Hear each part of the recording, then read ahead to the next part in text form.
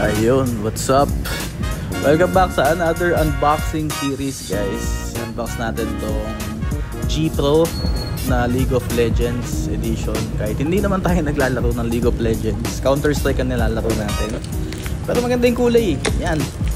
Syempre, bago natin i-unbox, kailangan i-unwrap muna natin.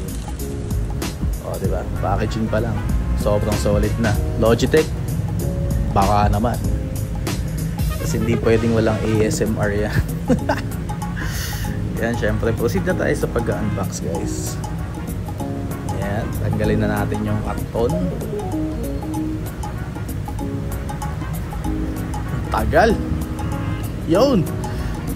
Pogi, no? Goodbye muna tayo sa Razer natin. Dito muna tayo kay Logitech G Pro, guys.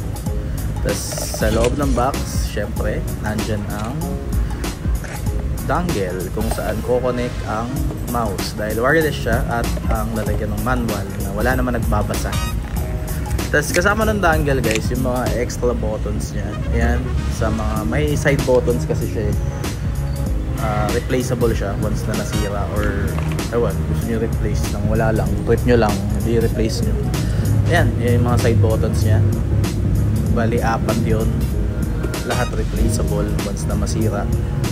Tapos syempre yan, sabi ko nga, nandyan na ang manuals na wala namang magbabasa, kaya ipagtabi na natin yan.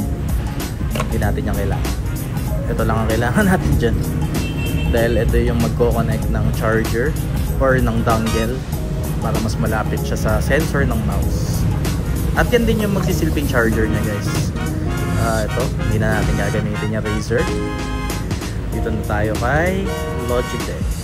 So ayun, kita nyo naman, guys, napakagwapo. Yun lang.